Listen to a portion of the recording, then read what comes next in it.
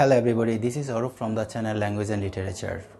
Today I am back with a new lesson, and today's lesson is prepositions of place. This is the fourth class on preposition. In the first class I let you know what preposition is and its various types. In the second class I talked about prepositions of movement. Now we can express various types of movement in English. Third class I talked about preposition of time, and now we can express time correctly.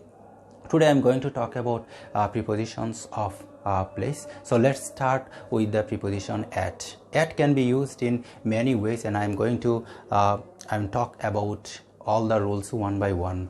The first rule is that we can use preposition at for any specific address. For example, I live at 65 College Street, or I live at 65 DIT Road. So the 65 is the specific address, and we can use at before that specific address. But if there is only the name of the road, we cannot use preposition at. I'll talk about it while I'll be talking about preposition on later. And yesterday I stayed at Ruiz's house. So Ruiz's house is the specific address, so we can use at for any specific address. And second rule is that we can use preposition at for any location which is close to something. For example, I am sitting at table. That means I am sitting close to the table. I am sitting beside the table. I am sitting near table. I am at the elevator. That means I am close to the elevator. I am beside elevator. I am waiting the elevator so that I can get in the elevator. I am at the river. It means I am close to the river. It means I am beside the river. So we can use preposition at for a location which is close to something. And then we can use preposition at for any public building where an activity take place, be it a school, college or university, or police station or college library. For any public place we can preposition at. For example, we filed a case at police station, not in police station or not on police station. It should be at police station. I saw him at the shopping mall, so not in the shopping mall or not on the shopping mall. I spent hours at our college library. He spends at least 2 hours at town hall language clubs. So we can use preposition at for any public building where any activity take place. Then the fourth rule is that we can use preposition at for any stop or break on our journey. For example, yesterday I was going to Chittagong. Suddenly I took break at a cafe for entertainment. I stopped at a pharmacy so that I could buy some medicine. I stopped at a shop so that I could buy some food. So we can use preposition at for any stop or break at our journey. And the final rule is that we can use preposition at for any kind of event, be it a party, be it a seminar, or be it a meeting, or be it a conference. I invited some of my friends at the conference. He sang a beautiful song at the meeting. His presentation was fantastic at the meeting. So we can use preposition at for any kind of event. And these are the rules that we have for the uses of preposition at. But at the same time, there are some expressions we should remember, and these expressions do not have any rule actually. People follow them. That is why we have to follow them. For example, at work, for example, at home, for example, at reception. And these expressions do not have any rule. People use them, and that is why we have to use them. If we use them regularly, if we practice them, definitely our brain will be able to recognize them. And then we can go to the next preposition, that is preposition on. We can use preposition on for something which is on the top of something, and on actually is a two-dimensional preposition. And two-dimensional means a place which has the length, which has the breadth, but it does not have any boundary. For example, I am writing on the board. The board does not have any boundary. It is two-dimensional. It has the breadth, it has the length. So there is some pens on my reading table, so that these pens are on the top of the table. So we use preposition on for that purposes. And then we can also use preposition on for something which is close to river, road or coast. For example, Dhaka stands on Buriganga. That means Dhaka stands beside the Buriganga. Dhaka stands near the Buriganga. Dhaka stands close to the Buriganga. I live on a DIT road. I live on College Street. That means I live close to the College Street. I live close to the DIT road. So if there is no any specific address or only the name of the road, we should use preposition on, not the preposition at. If there is any specific address, we can use preposition at. And the next rule is that we can use preposition. Rule number 3 is that we can use preposition on for something which is attached to something. For example, I am wearing a ring.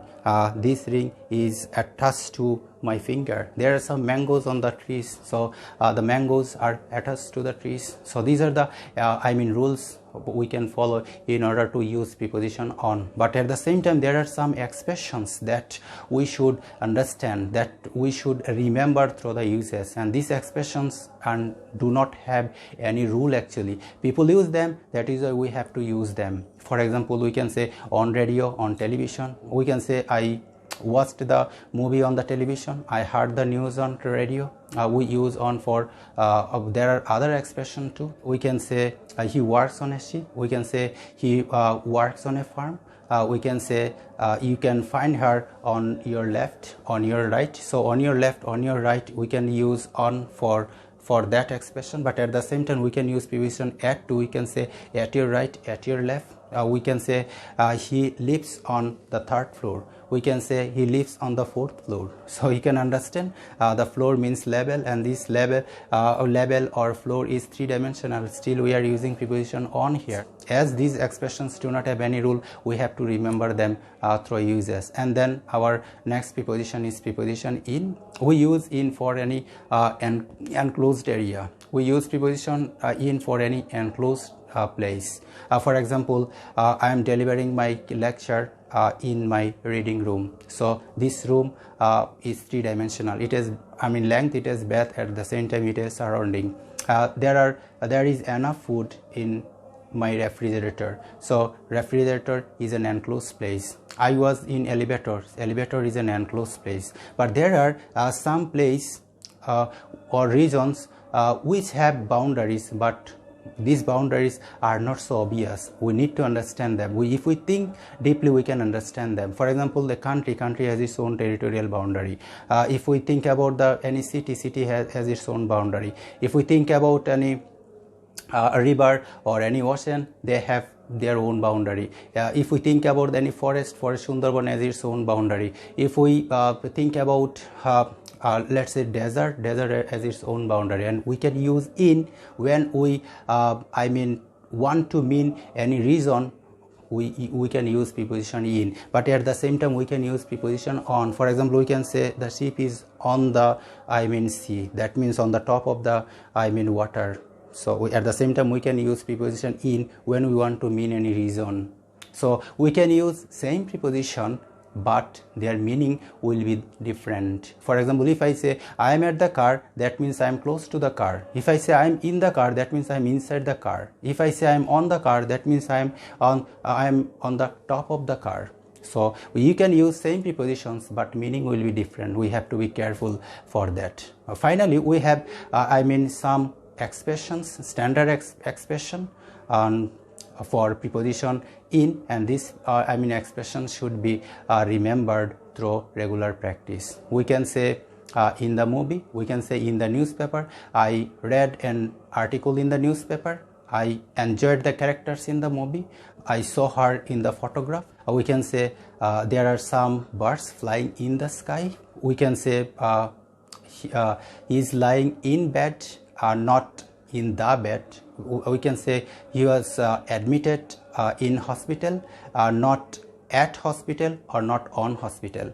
So we should remember those expressions. And then next preposition is the preposition by. By means beside, by means next to, by means near. For example, if I say he sat by her, that means he sat beside her. She sat next to her. I sat by the corner of the floor. That means I sat near the corner of the floor. I sat near the corner of the room. If I say I sat